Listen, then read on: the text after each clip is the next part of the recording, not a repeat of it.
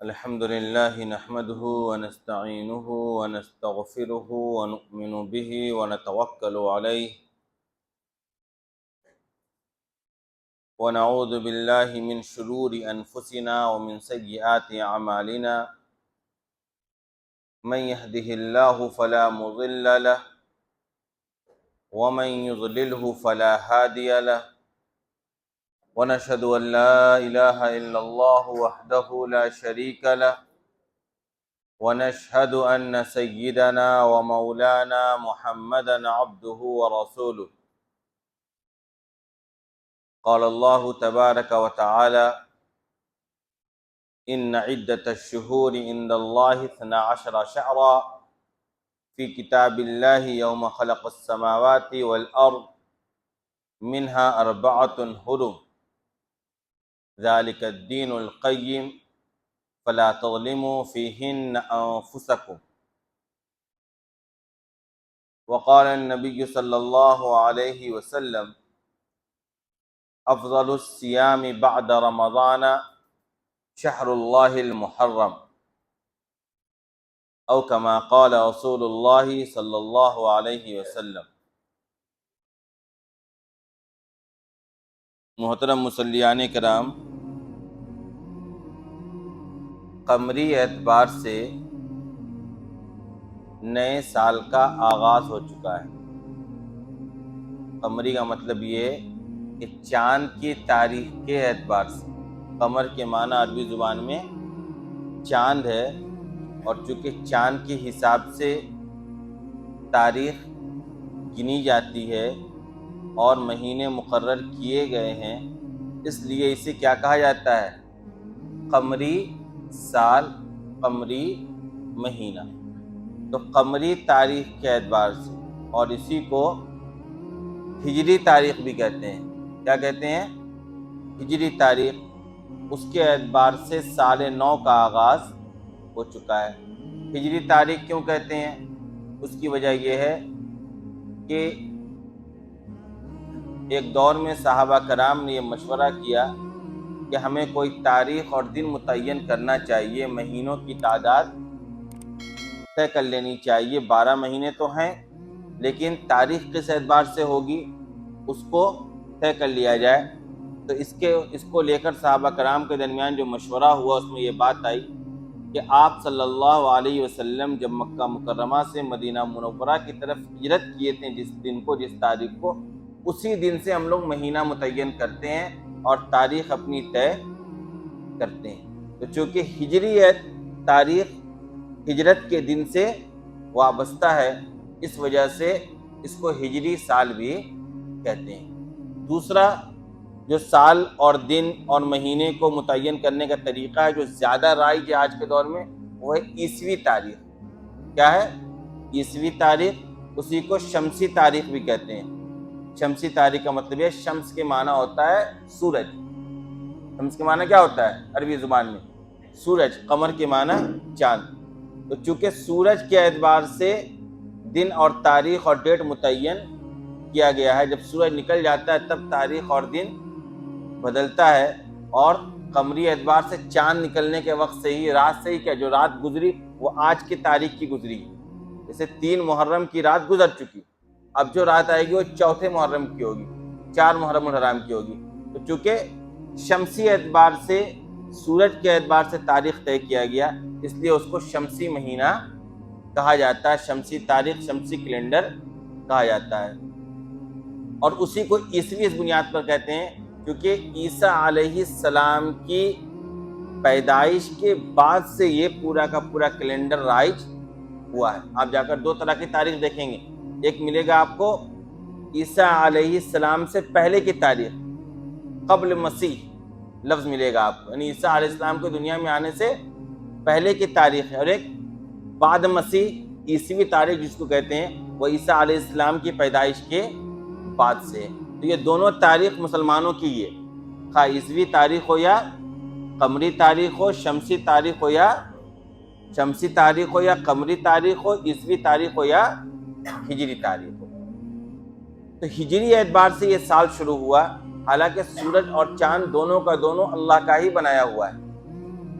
آئی بات سمجھ میں؟ لہذا جو جنوری سے جو سال شروع ہوتا ہے وہ بھی کوئی اسلام خلاف سال نہیں ہے، وہ کوئی انگریزوں کا سال نہیں ہے۔ سورج کا خالق بھی اللہ ہے، چاند کا خالق بھی کون ہے؟ اللہ تبارک و تعالیٰ ہے۔ انہی دونوں کی مناسبت سے، اور دونوں کسی نہ کسی نبی کی طرف منسوب ہے۔ شمسی تاریخ عیسیٰ علیہ السلام کی طرف منسوب ہے، اور ہجری تاریخ آپ صلی اللہ علیہ وسلم کی مبارک سفر ہجرت کی طرف منسوب ہے۔ لہذا دونوں اعتبار سے سال کا آغاز دراصل ہمیں اور آپ کو زندگی میں آگے بڑھنے اور گزرے ہوئے ایام پہ غور و فکر کرنے، محاسبہ کرنے کی دعوت دیتا ہے۔ آئی بات سمجھ میں؟ یہ سالوں کا بدلنا، مہینوں کا بدلنا، ایاموں کا بدلنا، یہ ہمیں اور آپ کو یہ سبق دیتا ہے کہ آگے اب تمہاری زندگی میں ایک اور بہت بڑا دن آنے والا ہے، جو دن کیا ہے؟ یوم الدین ہے، جزا اور سزے کا دن ہے، فیصلے کا دن ہے، اچھائی کے بدلے حاصل کرنے اور برائی کی سزا بھگتنے کا دن ہے۔ یعنی یہ جو دن اور ایام گزرتے چلے جا رہے ہیں، بدلتے چلے جا رہے ہیں، کیلنڈر پہ جو تاریخ منتقل ہوتی چلی جا رہی ہے، یہ دراصل ہمیں کہاں لے کر جائے گی؟ ایک دن یوم الدین کے پاس لے کر جائے گی، یوم القیامہ کے پاس لے کر جائے گی، یوم حساب کے پاس لے کر جائے گی۔ تو یہ ایام کا بدلنا دراصل کیا ہے ہمارے اور آپ کے لیے؟ بتائیے۔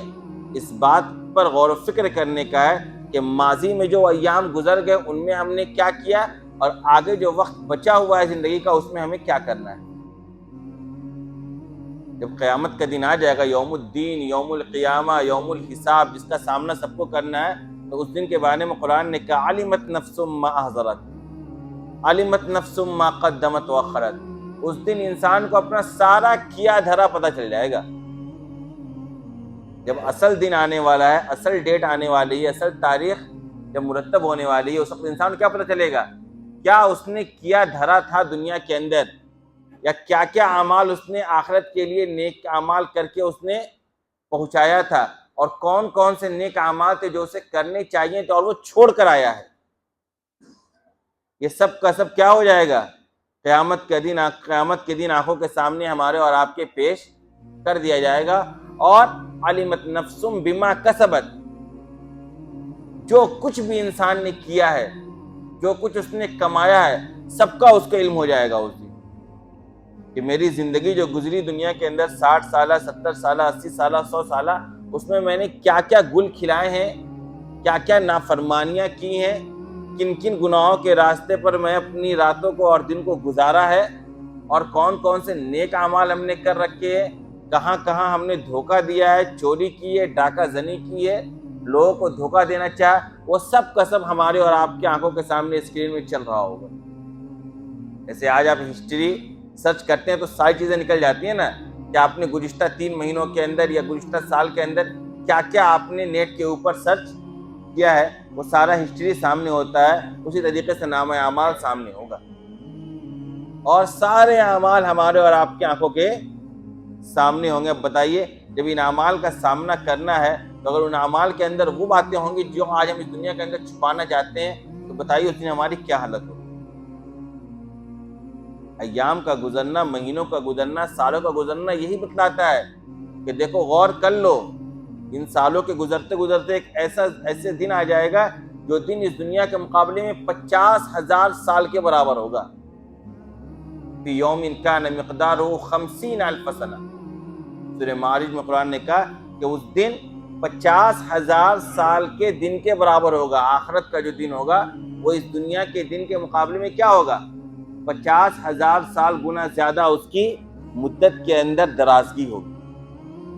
اندازہ لگائیے کتنا عظیم دن ہوگا اور کتنا خطرناک منظر ہوگا، اور کس طریقے سے ہم اور آپ اس دن کے اندر اللہ تبارک و تعالیٰ کے سامنے حاضر ہوں گے، اور ہمیں اپنے ہر عمل کا جواب دینا ہے۔ خاص بات یہ ہے، آج سال گزر جاتا ہے ہم خوش ہوتے ہیں، سال گزر جاتا ہے ہم خوش ہوتے ہیں، حالانکہ ہمیں رونا چاہیے کہ سال گزر گیا اور ہم نے یہ کام نہیں کیے، اپنے رب کو منایا نہیں، عبادات میں زندگی گزاری نہیں، گناہوں کو چھوڑا نہیں، حقوق العباد کی ادائیگی کی فکر ہم نے کی نہیں، یہ تصور ہمارے اور آپ کے ذہن میں پیدا ہونا چاہیے ہر دن کے گزرنے کے وقت.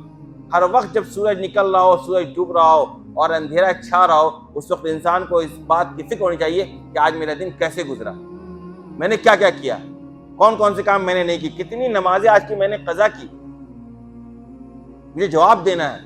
یہ تصور زندہ ہونا چاہیے. یہ ایام کا انتقال اسی کے لیے، سورج اور چاند کا گردش کرنا، رات اور دن کا آنا جانا، مہینوں اور سالوں کا گزرنا، یہ دراصل اسی کے لیے کہ دیکھو جاگ جاؤ، بیدار ہو جاؤ اور اپنے ماضی میں غور کرو اور مستقبل کو بچا لو، اپنے فیوچر کو ضائع اور برباد نہ کرو. جو وقت گزر گیا گزر گیا، اب جو بھی وقت بچا ہوا ہے اس کو غنیمت جانو. کیوں؟ کیونکہ دنیا ہی دارالاعمال ہے. آنکھ بند ہو جانے کے بعد، دوسری دنیا میں جانے کے بعد پھر عمل کرنے کا موقع نہیں ہے. اس لیے قرآن نے جو نقشہ کھینچا نا کہ جب انسان موت کے قریب ہوتا ہے تو چاہتا ہے کہ سارا مال لٹا دوں، سارا کا سارا مال خرچ کر دوں، اللہ کے راستے میں صدقے کر دوں. کیونکہ وہ سوچتا ہے کہ میں جاؤں گا تو یہ سارا مال دوسرے کی ملکیت میں چلی جائے گی، اور میں نے اسی مال کو حاصل کرنے کے لیے کیا نہیں کیا اس دنیا کے اندر، کتنے غلط راستے میں نے اختیار کیے. آج وہ میرے ساتھ چھٹ رہا، آج میں اس کو جتنا صدقہ کر دوں گا میرے کام آئے گا، میرے جانے کے بعد تو میرا کام آنے والا ہے. نہیں انسان کیا چاہتا ہے اس وقت کہ جتنا، یعنی بیابطہ چاہتا ہے کہ مجھے تھوڑی مہلت مل جائے، مجھے تھوڑی. وَأَنفِقُوا مِمَّا رَزَقْنَاكُم مِّن قَبْلِ أَن يَأْتِيَ أَحَدَكُمُ الْمَوْتُ. قرآن وہی پر کہا دیکھو موت کے وقت کے قریب آنے سے پہلے اللہ کے راستے مال خرچ کر لو. وَأَنفِقُوا مِمَّا رَزَقْنَاكُم مِّن قَبْلِ أَن يَأْتِيَ أَحَدَكُمُ الْمَوْتُ فَيَقُولَ رَبِّ لَوْلَا أَخَّرْتَنِي إِلَىٰ أَجَلٍ قَرِيبٍ فَأَصَّدَّقَ وَأَكُن مِّنَ الصَّالِحِينَ. ورنہ ہوگا یہ کہ اس وقت تم کہو گے اے رب تھوڑا سا وقت دے دیجیے تاکہ مال خرچ کر لوں اور نیک لوگوں میں شامل ہو جاؤں، نیک لوگوں میں شامل ہو. قرآن نے وہاں کہا وَلَن يُؤَخِّرَ اللَّهُ نَفْسًا إِذَا جَاءَ أَجَلُهَا. جب کسی کے موت کا وقت آ جاتا ہے نا، وقت متعینہ جب آ جائے گا تو پھر اللہ تبارک و تعالیٰ کسی انسان کو مہلت نہیں دیتا ہے. جو مہلت ہے موت سے پہلے پہلے ہے، جو موقع ہے موت سے پہلے پہلے ہے. سوچئے سال گزر گیا 1448 ہجری میں ہم لوگ چلے گئے، 47-48 ہجری کا اتنا سال گزرتا چلا جا رہا ہے. ہر گزرنے والا دن قیامت کو قریب کر رہا ہے، بلکہ قیامت اتنا قریب ہے کہ ہمیں اور آپ کو لگ رہا ہوگا کہ وقت لگ رہا ہے. ورنہ آپ صلی اللہ علیہ وسلم کی حدیث ہے کہ آپ نے فرمایا کہ میری بعثت کے بعد قیامت کے وقوع میں اتنا ہی وقت ہے جتنا عصر اور مغرب کے درمیان ہوا کرتا ہے. میرے اور قیامت کے آنے میں آپ نے اس طریقے سے انگلی دکھلا کر اشارہ کیا، بس جتنا فاصلہ ان کے درمیان ہے نا، کیا فاصلہ؟ کچھ بھی نہیں ہے، بس کچھ فاصلہ نہیں ہے قیامت کے آنے میں. اب لمبا وقت تو دنیا کا گزر چکا ہے. عصر اور مغرب کا کیا مطلب ہوتا ہے کہ پورا دن اب گزر گیا، بس اب سورج کے ڈوبنے کا انتظار ہے اور رات کی آمد ہے. یعنی عصر کا وقت ہو چکا آپ صلی اللہ علیہ وسلم کی بعثت کے بعد، اب صرف مغرب کے وقت تک کا انتظار ہے اور قیامت واقع ہو جائے گی. سوچیں کتنا کم وقت ہے. یہ سال اور دن اور ایام جتنی تیزیوں سے اب گزر رہا ہے تو قیامت کی علامت ہے. حدیث میں آتا ہے کہ قیامت کے قریب دن گھنٹوں کی طرح اور مہینے ہفتوں کی طرح اور سال مہینوں کی طرح گزرا کریں گے.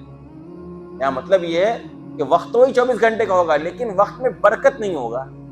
اب غور کیجئے، ابھی عید، ابھی بقرعید، ابھی محرم، فوراً پھر رمضان، ایسے ہی دن گزر رہا ہے، پتہ چلتا ہے کسی کو؟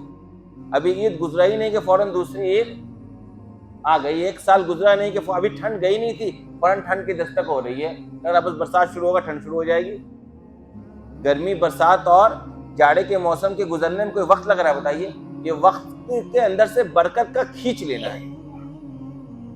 یہ بھی قیامت کی علامت ہے. لہٰذا ان پورے سال کے گزرنے میں اور ایام کے گزرنے میں ہمارے اور آپ کے لیے عبرت ہے، سبق ہے. ہمیں اور آپ کو اس سے کیا کرنا چاہیے؟ عبرت حاصل کرنا چاہیے. اپنی زندگی جو بیرا روی میں گزر چکی ہے اس کو سیدھے راستے پر لانے کی کوشش کرنی چاہیے. ایک تو یہ سال کے گزرنے کی مناسبت سے ایک گفتگو کی. دوسری بات، جس سال اور جس مہینے میں ہم گزرے وہ ہے محرم الحرام کا مہینہ. یہ انتہائی فضیلت کا مہینہ ہے. جس طریقے سے ابھی شوال، رمضان، ذوالقعدہ، ذی الحجہ یہ فضیلت کے مہینے تھے، اسی طریقے سے محرم الحرام کا مہینہ بھی کیا ہے؟ فضیلت کا مہینہ ہے. اور دوسری طرف آپ دیکھیے گا تو اسلامی تاریخ میں یہ شہادتوں کا مہینہ ہے. بڑی بڑی شہادتیں محرم الحرام کے مہینے میں ہی ہوئی ہیں. اب جو فضیلت ہے اس میں بنیادی چیز کیا ہے؟ وہ یہ ہے کہ رمضان کے روزے کے فرض ہونے سے پہلے محرم الحرام کا روزہ عاشورہ کے دن کا فرض تھا۔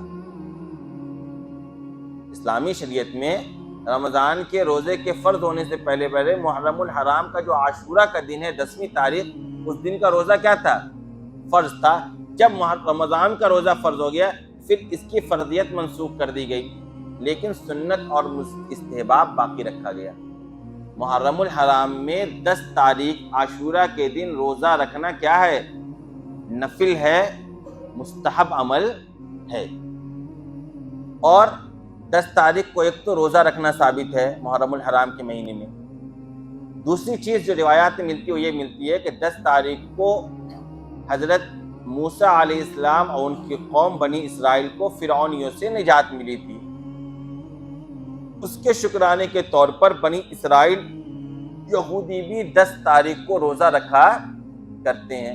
تو آپ صلی اللہ علیہ وسلم جب مدینہ منورہ آئے اور آپ کو یہ علم ہوا تو آپ نے یہ خواہش ظاہر کی کہ ہمیں ان یہودیوں کی مخالفت کرنی چاہیے، ان کی مشابہت سے بچنا چاہیے، لہذا ہم یہ کریں گے کہ ہم 10 کے ساتھ ایک دن اور روزہ بڑھا دیں گے، خواہ 9 تاریخ کا بڑھا دیں خواہ 11 تاریخ کا بڑھا دیں۔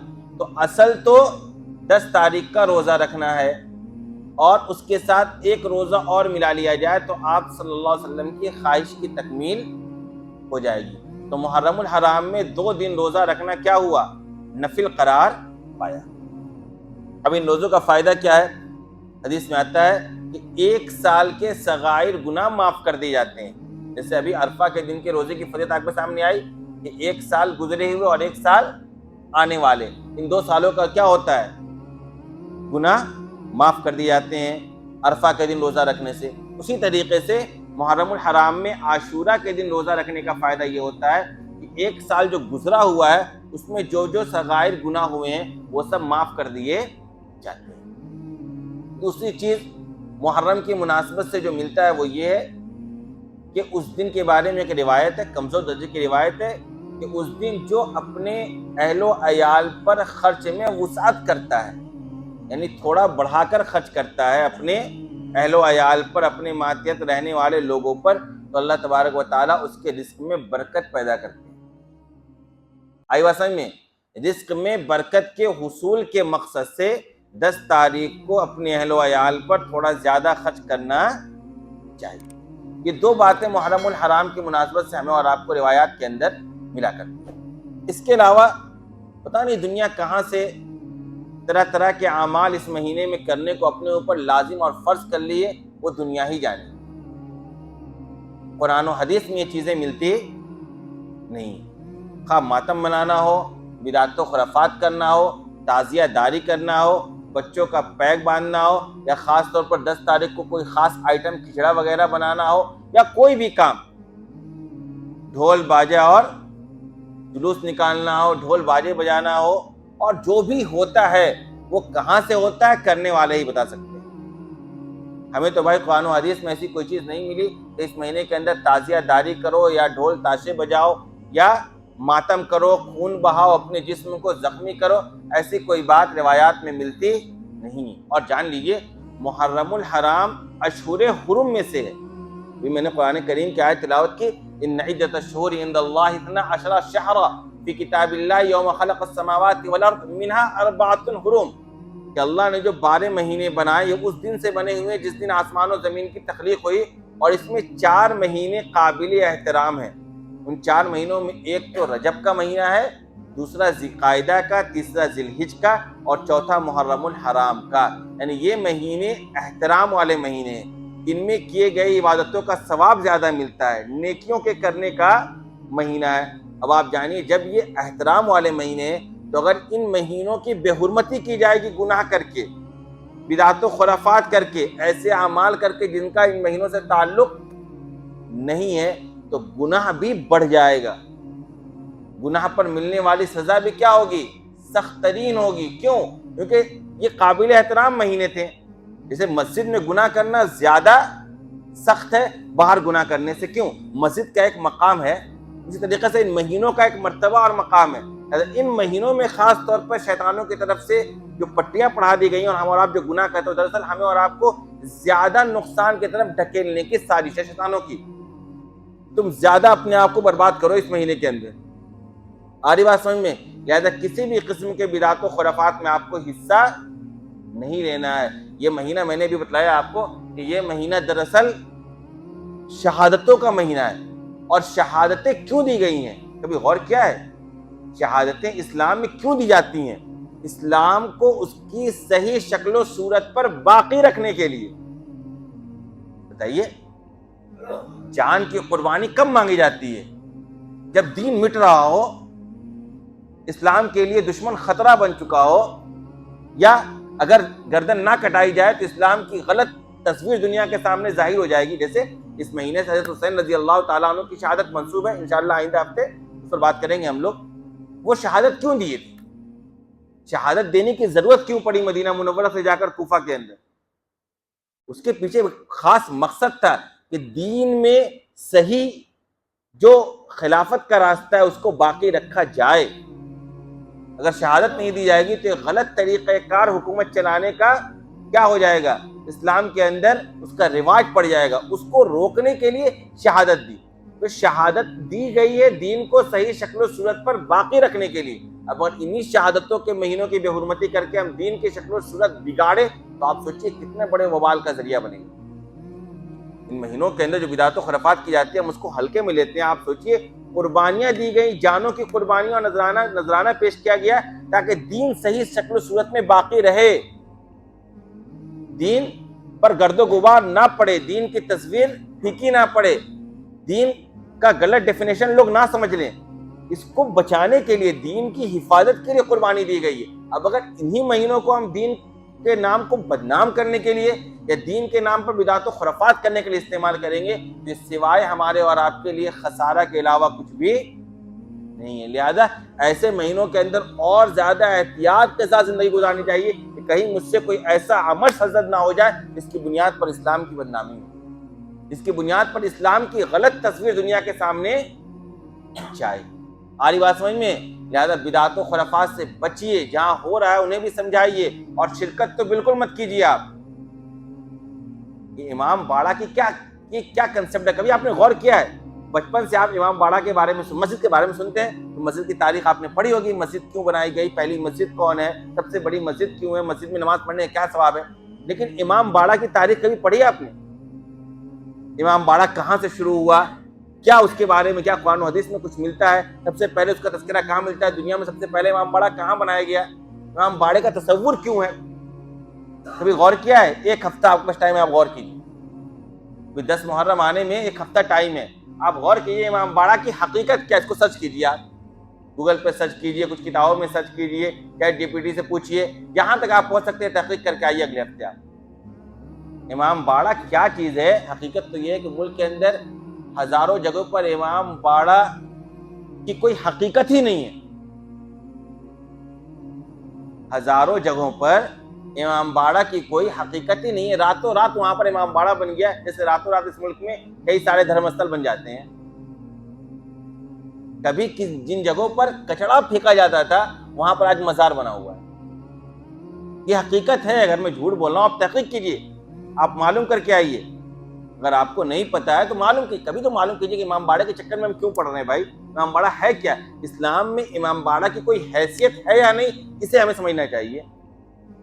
لہذا محرم الحرام کا مہینہ آیا ہے، ایک تو آپ شہادت حسین کو پڑھیے.